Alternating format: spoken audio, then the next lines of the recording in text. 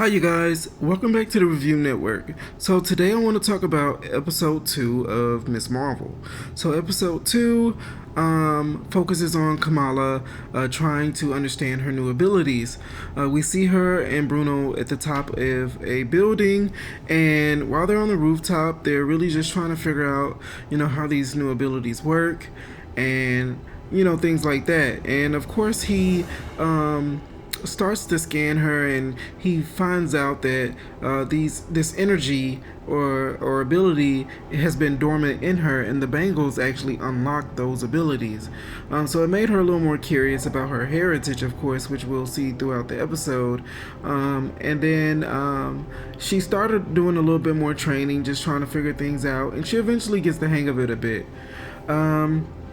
But now knowing that her abilities didn't come from the bangles, but yet they were already a part of her, made her more curious about, her heritage and everything. So she went on a little mission to find out more. Of course, she kept hitting dead ends, and all of these dead ends kept leading back to one thing, and that was her great-grandmother. And I thought that was really interesting because everyone seems to just have the biggest issue with her great-grandmother.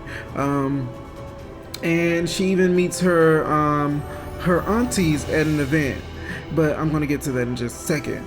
Now, Kamala and her friends go to a party, and at this party they meet a new guy named Cameron. I hope I'm saying the name correctly, but Cameron comes out of the pool, this hot stud, and Kamala's just head over heels for him, and of course she takes interest, and they bond a little bit.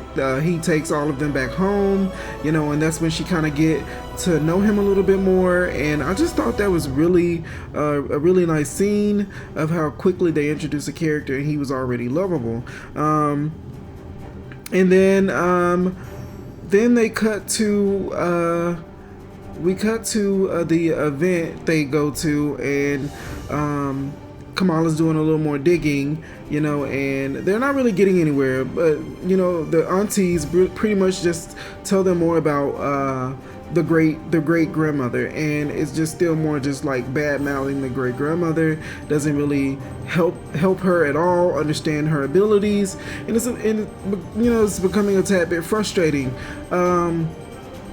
So a little boy is getting ready to fall off a building, and here comes Kamala attempting to save the day, and she does, but just barely. The little boy still hurt his leg, but he lived, so it's fine, he lived.